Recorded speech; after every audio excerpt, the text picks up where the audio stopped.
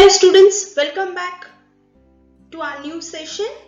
In this session, we will complete periodic classification of elements, chapter number 2, part 5. Now in last session, we have seen the different characteristics of groups and periods. Today, we will see periodic trends in the modern periodic table. What are periodic trends? Let's discuss. When the properties of elements in a period or a group of the modern periodic table are compared, certain regularity is observed in their variations. It is called the periodic trends in the modern periodic table. आता जर आपण periods आणि ग्रुप्सला compare केलं, त्याच्यामधले जे elements आहेत त्यांच्या properties जर कंपेअर केल्या तर त्यांच्यामध्ये काहीतरी रेग्युलॅरिटी आपल्याला दिसते. थोडं जे व्हेरिएशन्स आपल्याला जाणवतात त्यालाच आपण काय म्हणतो, पिरियॉडिक ट्रेंड्स असे म्हणणार आहोत. आता कोणते पिरियॉडिक ट्रेंड्स आहेत ते बघूया. The periodic trends in only three properties of the elements, namely valency, atomic size and metallic and non-metallic characters. आता जे नेमली तीन प्रॉपर्टीज आहेत त्याच्यामध्ये व्हॅलेन्सी येते, ॲटॉमिक साईज येतं, metallic and non metallic characters येतात. ह्याच्यामध्ये ज्या व्हेरिएशन्स आपल्याला दिसतात त्यांचा अभ्यास करणार आहोत आपण. त्यालाच आपण काय म्हणणार आहोत, पिरियॉडिक. आता पिरियॉडिक ट्रेंड्स मधले जो फर्स्ट वन आहे that is valency. What is valency now? The valency of an element is determined by the number of electrons present in the outermost shell of its atoms. That is the valence electrons. आता शेवटच्या ज्या shell आहे म्हणजे outermost shell जो आहे एलिमेंट्सचा, नाही तर आपण म्हणूया एखाद्या ॲटमचा, त्याच्यामध्ये जेवढे इलेक्ट्रॉन्स असणार आहे शेवटच्या ऑर्बिटमध्ये, शेवटच्या शेलमध्ये जेवढे शिल्लक राहणारे इलेक्ट्रॉन्स आहे त्याला आपण व्हॅलेन्स इलेक्ट्रॉन्स असे म्हणणार आहोत. आणि तेच काय सांगणार आहे आपल्याला, त्या एलिमेंटची व्हॅलेन्सी किती आहे ते. आता इथे एक्झाम्पल आपण घेऊया. जसं लिथियम मध्ये लास्ट शेल मध्ये, आउटरमोस्ट शेल मध्ये 1 इलेक्ट्रॉन आहे, सोडियम मध्ये 1 इलेक्ट्रॉन आहे. मग ह्यांची व्हॅलेन्सी किती झाली, 1 झाली, बरोबर की नाही. आता जर समजा बेरिलियम आपण घेतलं तर त्याच्या आउटरमोस्ट मध्ये 2 इलेक्ट्रॉन्स आहे, मॅग्नेशियम मध्ये 2 इलेक्ट्रॉन्स आहे, मग त्यांची व्हॅलेन्सी किती झाली, 2 झाली. तसंच जर आपण बोरॉन घेतलं तर बोरॉनची आहे 3, ॲल्युमिनियमची आहे 3. आउटरमोस्ट ऑर्बिट मध्ये 3 इलेक्ट्रॉन्स आहे, मग त्यांची व्हॅलेन्सी किती झालेली आहे, 3. मग आता जर समजा आउटरमोस्ट ऑर्बिट्स मध्ये 4 असतील, 5 असतील, 6 असतील, 7 असतील, 8 असतील, मग त्यांची व्हॅलेन्सी तेवढी आहे का, नाही. मग आपण ते डिस्कस करूया की कशा पद्धतीने इलेक्ट्रॉन्सचे जे ठरवलं जातं की किती इलेक्ट्रॉन्स शिल्लक आहे, किती इलेक्ट्रॉन्सची गरज आहे, व्हॅलेन्सी ठरवण्यासाठी ते आपण बघणार आहोत. आता जर समजा आउटरमोस्ट ऑर्बिट मध्ये इलेक्ट्रॉन्स 1 आहे, 2 आहे, 3, 4, 5, 6, 7, 8 असे असतील तर त्यांची व्हॅलेन्सी कशा पद्धतीने ठरवली जाणार आहे बघा. 1 असेल तर त्याची व्हॅलेन्सी 1 आहे, 2 इलेक्ट्रॉन असतील तर त्याची व्हॅलेन्सी 2 असणार आहे, 3 असेल तर 3 असणार आहे, 4 असेल तर 4 असणार आहे.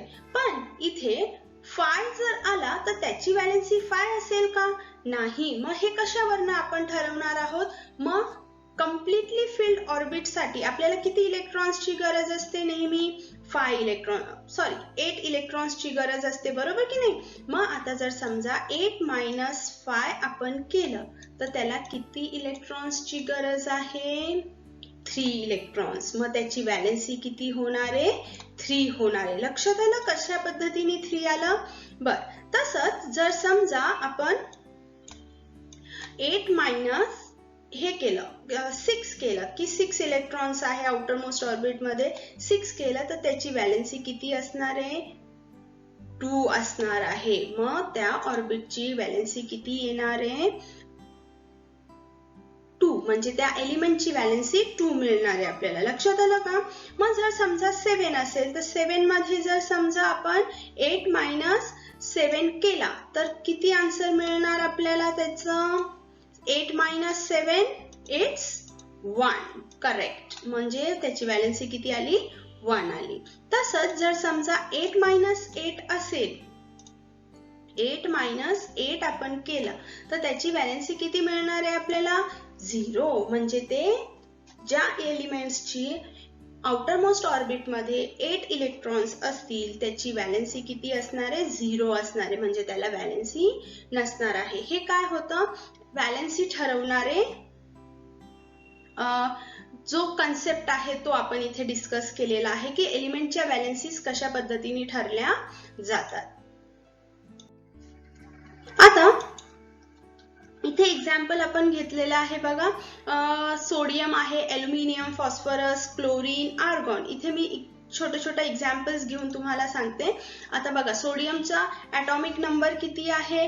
11 आहे, बरोबर की नाही? ॲटॉमिक नंबर 11 आहे. त्याचं इलेक्ट्रॉनिक कॉन्फिगरेशन बघा कशा पद्धतीने 281. मग त्याची आउटर मोस्ट ऑर्बिट मध्ये 1 इलेक्ट्रॉन आहे, मग त्याची व्हॅलेन्सी किती झाली? 1 झाली. ॲल्युमिनियमचा 13 आहे.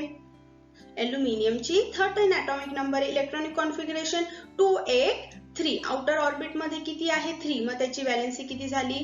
3 झाली. तसंच फॉस्फरस आहे. फॉस्फरसच्या ॲटॉमिक नंबर 15 आहे.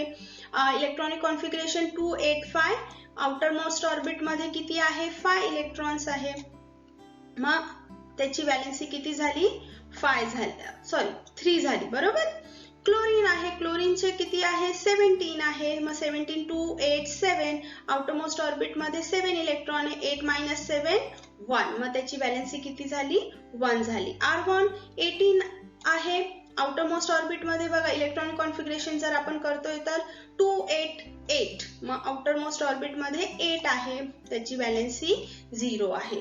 हे काय बघितलं आपण? व्हॅलेन्सी बघितली की एखाद्या एलिमेंटच्या व्हॅलेन्सी कशी फाइंड आउट करायची ते. Next periodic trend which we have to study is the atomic size. आता ॲटॉमिक साइज काय आहे बघा. The size volume is the fundamental property of matter. मॅटरची फंडामेंटल प्रॉपर्टी काय आहे? साइज आहे. The size of an atom is indicated by its radius.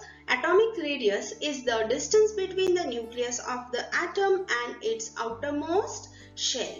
आता radius हे डिटरमाइन करणार आहे की त्या ॲटमची साइज किती असणार आहे. आणि आपण रेडियस कसं फाइंड आउट करणार आहोत? न्यूक्लियस पासून आउटरमोस्ट शेल पर्यंत. आता जर समजा इथे आपण क्रिप्टॉनचा एक्झाम्पल घेतलाय आणि आर्गॉनचा एक्झाम्पल घेतलाय.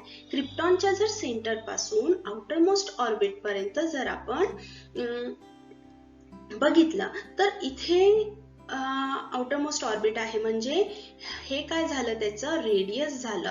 रेडियस एवढं आहे म्हणजे त्या ॲटमची साइज पण तेवढीच असणार आहे. आता जर समजा आर्गॉन आपण घेतलं तर आउटरमोस्ट ऑर्बिट पर्यंत त्याचं लेंथ इतकी आहे, बरोबर की नाही? रेडियस.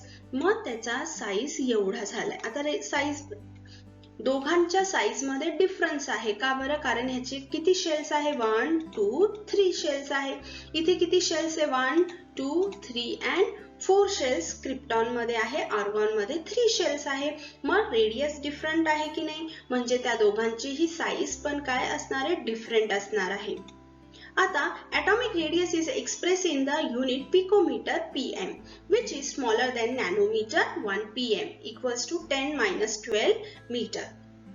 आता ही जे atomic radius आहे ते एक्सप्रेस करण्यासाठी आपण युनिटचा वापर करणार आहोत. कोणतं काय युनिट असणार आहे atomic radius ची? पिकोमीटर. pm त्याला काय म्हणणार आहे आपण? पिकोमीटर. pm म्हणजे काय आहे? पिकोमीटर. आता पिकोमीटर लिहिताना 1 पिकोमीटर इक्वल्स टू 10 - 12 मीटर. आता -12 मीटर्स आहे म्हणजे काय आहे? जर समजा आपण त्याला लिहायचं ठरवलं तर 1 आपल्याला खाली किती झिरोज द्यावे लागणार आहे? ऑलमोस्ट 12 झिरोज आपल्याला द्यावे लागणार आहे. तेव्हा त्याचं काय ठरवलं जाणार आहे? बघा आता आपले किती झाले? 1 2 3 4 5 6 7 8 9 10 11 12 म्हणजे 1 एवढे झिरोज जर आपण लावले तरच तो पिकोमीटर तयार होणार आहे. लक्षात ठेवा. 1 picometre equals to -10 raised to 12 meters. 10⁻⁻12 metre असणार आहे. Now what we have to see, the atomic radius goes on decreasing while going from left to right within a period. The reason behind this as follow. While going from left to right within a period, the atomic number increases one by one, meaning the positive charge on the nucleus increases by 1 unit at a time. आता इथे काय होतं बघा, जेव्हा आपण left कडून right कडे जात असतो तेव्हा लेफ्ट कडून आपल्याला कुठे जायचंय, राईट ला जायचंय. मग तिथे त्याचा ॲटॉमिक रेडियस जो आहे तो काय होत चाललेला आहे, डिक्रीज होत चाललेला आहे. आपल्याला हे त्यांनी सांगताय. आता तो का बरं डिक्रीज होत आहे, त्याच्या मागचं कारण काय आहे, what is the reason behind this, is the atomic number increases by 1 by 1. आता इथे atomic number जो आहे तो वाढतोय. म्हणजे लिथियमचा किती आहे, 3 आहे, बेरिलियमचा 4 आहे, बोरॉनचा 5, कार्बनचा 6, नायट्रोजनचा 7. अशा पद्धतीने 1 by 1 त्याचं काय वाढत चाललेलं आहे, atomic number वाढत चाललेला आहे.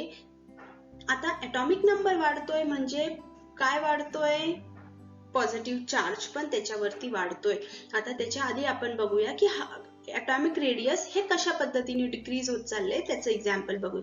आता टेक्स्टबुक मध्ये आपल्याला दिलेलं आहे, हा एक एक्झाम्पल दिलेला आहे की ऑक्सिजन 66 आहे, boron 88, carbon 77, nitrogen 74, beryllium 111, triple 1, lithium 152 आहे. मग आता जर आपण त्यांना ऑर्डर मध्ये व्यवस्थित लावलं, म्हणजे लेफ्ट टू राईटच्या ऑर्डर मध्ये जर आपण त्यांना पुट केलं तर बघा, lithium 152, beryllium 111, boron 88, carbon 77, nitrogen 74, oxygen 66.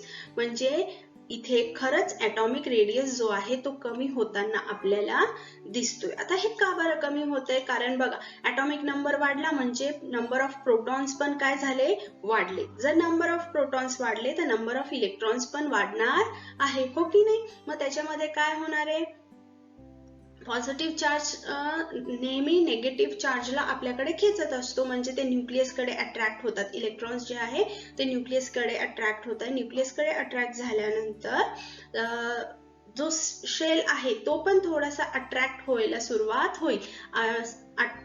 Shell attract झाला म्हणजे त्याचं रेडियस पण काय होणार आहे, कमी होणार आहे.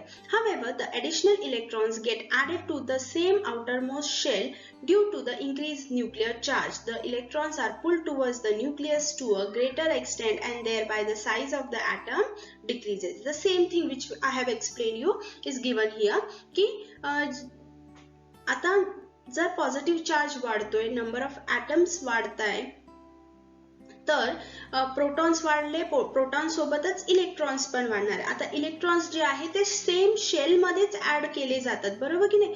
जोपर्यंत आउटरमोस्ट ऑर्बिट फिल होत नाही पूर्ण, तोपर्यंत काय होत राहतात, त्याच ऑर्बिट मध्ये, त्याच शेल मध्ये नवीन इलेक्ट्रॉन्स ऍड होत राहतात. आणि इलेक्ट्रॉन्स ऍड झाले की ते सेंटर कडे म्हणजे न्यूक्लियस कडे काय होणार आहे, अट्रॅक्ट होणार आहे. आणि त्यांचं जे साईज आहे ते हळूहळू ॲटमची साईज काय होत जाते, कमी होत जाते, स्मॉलर होत जाते. आता आपल्याला बघायचंय metallic and non metallic characters. आतापर्यंत आपण दोन प्रॉपर्टीज बघितल्या, त्याच्या कोणत्या त्या दोन प्रॉपर्टीज कोणती आहे, पहिली व्हॅलेन्सी आणि दुसरी आहे ॲटॉमिक साईज. आता आपण बघतोय metallic and non metallic characters. आता it is seen that the metallic elements like sodium, magnesium are towards the left. त्यांनी काय सांगितलंय की जे सोडियम आहे, मॅग्नेशियम आहे, म्हणजे मेटल्स जे आहे ते सगळे कोणत्या साइडला आहे, लेफ्ट साइडला त्यांनी ठेवलेले होते. Next, the non-metallic elements such as sulfur, chlorine are towards the right. मग non-metals म्हणजे non-metallic characters म्हणजे सल्फर आलं, क्लोरीन आहे, ऑक्सिजन आहे, फ्लोरीन आहे, नायट्रोजन, फॉस्फरस हे कोणत्या साइडला होते, राईट साइडला होते. आता लक्षात घ्या, the metalloid elements silicon lies in between these two types. A similar pattern is also observed in the other periods. आता हे बघा, आता जर समजा आपण हा पिरियड घेतलाय सल्फर आणि क्लोरीनचा, तर इथे राईट साइडला नॉन मेटल्स आहे आणि लेफ्ट साइडला सगळे काय आहे, मेटल्स आहे. म्हणजे सोडियम, मॅग्नेशियम, ॲल्युमिनियम हे काय आहे लेफ्ट साइडला, आणि राईट साइडला फॉस्फरस, सल्फर, क्लोरीन हे नॉन मेटल्स आहे. आणि त्यांच्यामध्ये कोण आहे, मेटलॉइड म्हणजे कोणता आहे, सिलिकॉन. तशाच पद्धतीने बाकीचे जे मेटलॉइड्स आहे ते सुद्धा राईट साइडला नॉन मेटल्स आणि लेफ्ट साइडला कोणते आहे, मेटल्स आहे. काय आहे, मेटल्स आहे. म्हणजे ह्या पद्धतीने मेटलॉइड्सला अरेंज केलेलं आहे. आता it is seen that the zigzag line separates the metals and non-metals in the periodic table. आता ही जी zigzag line आपण बघितली होती म्हणजे मेटलॉइड्स ला सेपरेट करणारी, बरोबर की नाही. मेटलॉइड्स होते त्या zigzag लाईन मध्ये, ते नॉन मेटल्स आणि मेटल्स ला काय करते, सेपरेट करते. Elements appears to have arranged in such a way that metals are on the left side of the line and non-metals are on the right side and the metalloids are along the border of this line. आता ह्या zigzag लाईनचं वैशिष्ट्य काय आहे बघा, की त्याच्या right साइडला सगळे नॉन मेटल्स आहे, लेफ्ट साइडला सगळे मेटल्स आहे, आणि जे मेटलॉइड्स आहे ते काय आहे, त्या लाईनच्या बॉर्डर वरती प्लेस केलेले आहे. हे त्या zigzag लाईनचं वैशिष्ट्य आहे, special characteristics of zigzag line. Now, just now we have seen that metals are arranged on the left hand side and non-metals are arranged on the right hand side. Now, before understanding why they have kept right and left side, we have to understand the characteristics of their chemical properties. Metals आणि non-metals चे आपल्याला काय समजावे लागणार आहे, characteristics properties समजावे लागणार आहे chemical properties च्या. मग आता समजूया की हे असे का बरं ठेवलेले आहे. It is seen from the chemical formulae of simple ionic compounds that the cation is formed from the metals and the anions are formed from the non-metals. आता anions आणि cations हे जे फॉर्म होतात, cations नेहमी metals पासून form होतात. कुठून form होतात, मेटल्स कडून. आणि anions कुठून फॉर्म होणारे, नॉन मेटल्स कडून फॉर्म होणारे. आता cation आणि anions काय असतात, cation म्हणजे जेव्हा ए मेटल एक इलेक्ट्रॉन डोनेट करणार, लूज करणार, देणार, तेव्हा त्याच्यावरती कोणता चार्ज येणार आहे, पॉझिटिव्ह चार्ज येणार आहे, आणि त्याला कॅटायन असे म्हणणार. एनायन म्हणजे काय, एक निगेटिव्ह चार्ज येणार आहे त्याच्यावरती. का बरं येणार आहे, कारण तो एक इलेक्ट्रॉन घेणार, एक इलेक्ट्रॉन काय करणार आहे, तो घेणार आहे, रिसीव्ह करणार आहे, म्हणून त्याला निगेटिव्ह चार्ज असे म्हणणार आहे. आता एक्झाम्पल घेऊया, सोडियमचं एक्झाम्पल घेऊया. इलेक्ट्रॉनिक कॉन्फिगरेशन काय आहे त्याचं, 281. आउटरमोस्ट ऑर्बिट मध्ये किती इलेक्ट्रॉन आहे, 1 इलेक्ट्रॉन आहे. ओके की नाही. नेक्स्ट नॉन मेटल घेऊया आपण, 287. आता नॉन मेटल जर आपण घेतलं तर क्लोरीन मध्ये आउटरमोस्ट ऑर्बिट मध्ये किती इलेक्ट्रॉन आहे, 7 इलेक्ट्रॉन्स आहे, बरोबर. आता हे जे 7 इलेक्ट्रॉन्स आहे ते देणं म्हणजे इझी आहे का, नाही. कोणत्याही एलिमेंट साठी 7 इलेक्ट्रॉन्स लूज करणं सोपं नाही. आता जर आपण इथे बघितलं की सोडियम जर 1 इलेक्ट्रॉन लूज केला, सोडियमनी जर 1 इलेक्ट्रॉन लूज केला, तर सोडियम वरती काय येणार आहे, पॉझिटिव्ह चार्ज येणार आहे. काय येणार आहे, पॉझिटिव्ह चार्ज येणार आहे. आणि क्लोरीननी जर हा एक इलेक्ट्रॉन घेतला आउटरमोस्ट ऑर्बिट कम्प्लिटली फिल करण्यासाठी, तर त्याच्यावरती काय येणार आहे, chlorine will receive a negative charge. मग आता इथे सोडियम कॅटायन झालाय आणि क्लोरीन हा काय झालाय, एनायन झालेला आहे. लक्षात आलं का. आता इथे काय होतं बघा,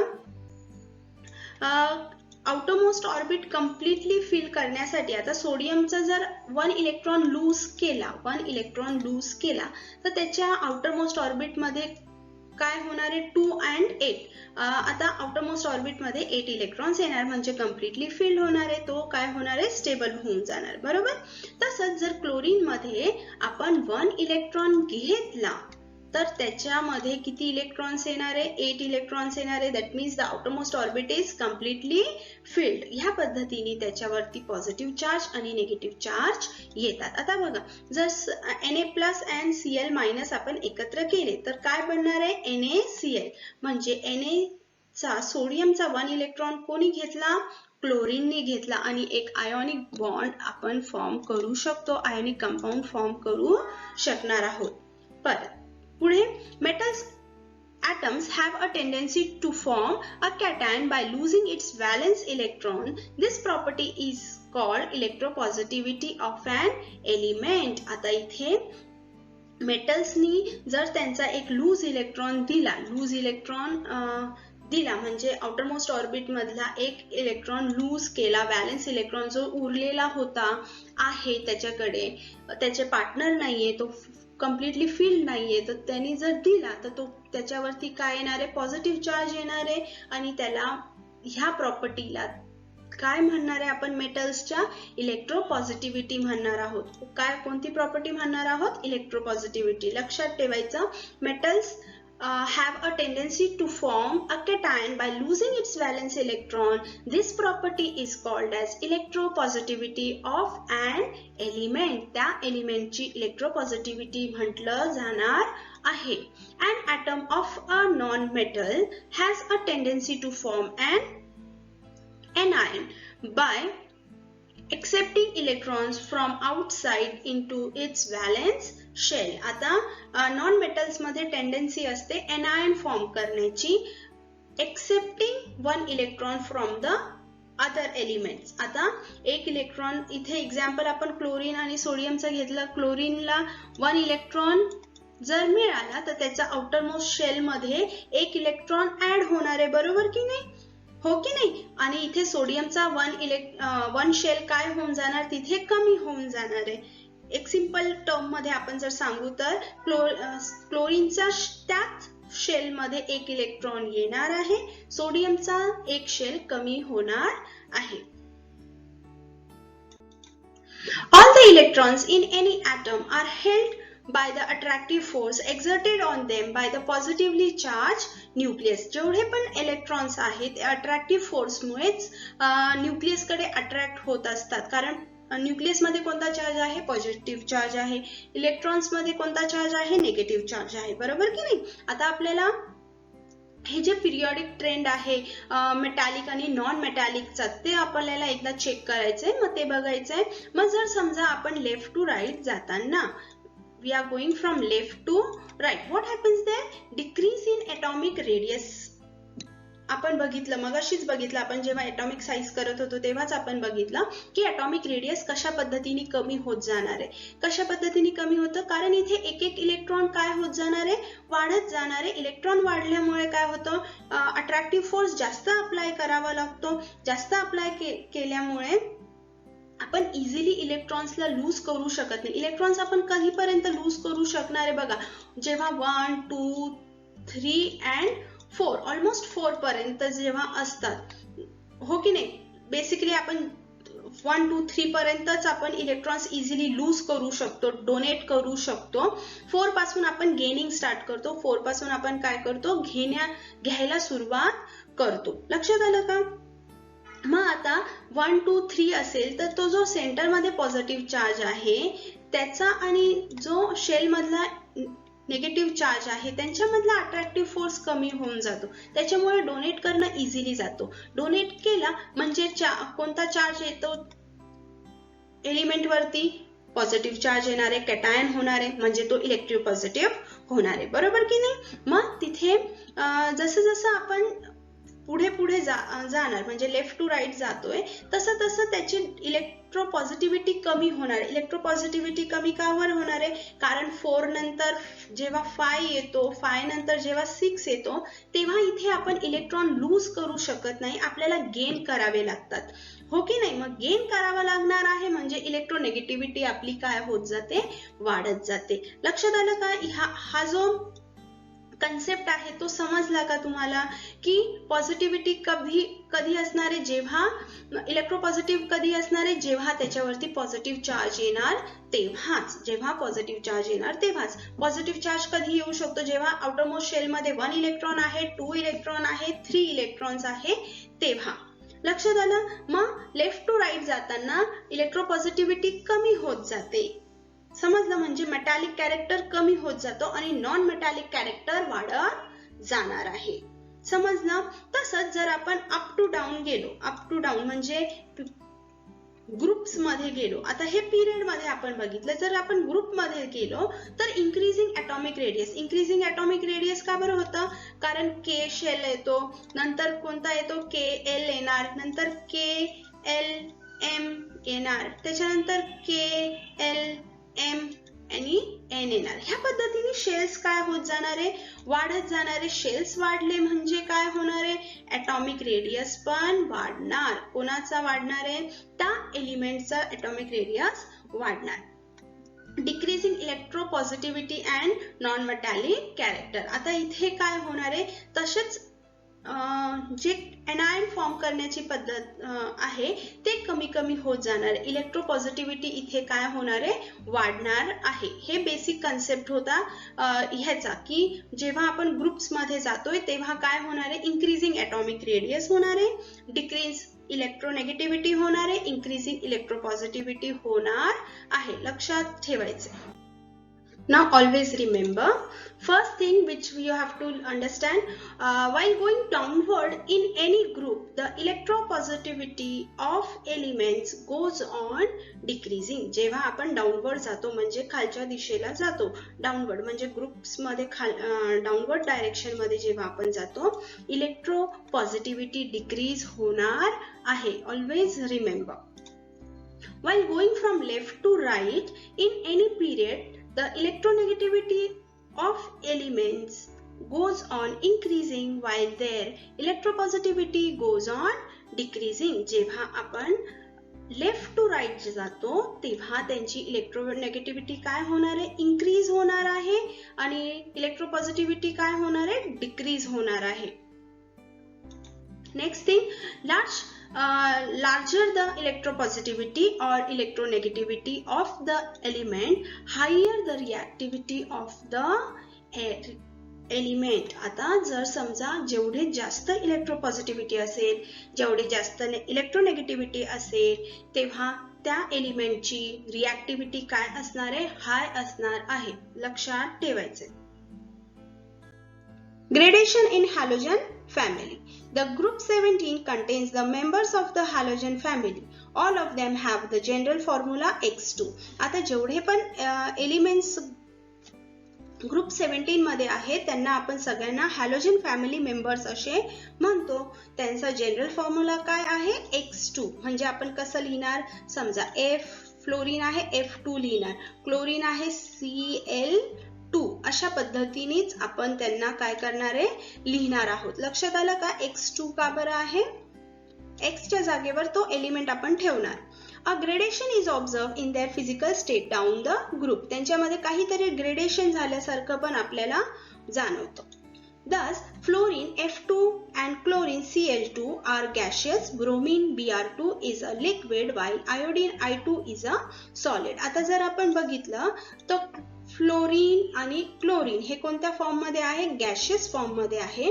ब्रोमीन हा लिक्विड फॉर्म मध्ये आहे आणि आयोडीन हा आपल्या कोणत्या फॉर्म मध्ये आहे, सॉलिड फॉर्म मध्ये आहे. लक्षात आलं का. थँक्यू. आता आपण ह्या स्लाइड मध्ये ह्या चॅप्टरचा एंड केलेला आहे. आपण सगळे कन्सेप्ट व्यवस्थित अभ्यास केलेले आहेत.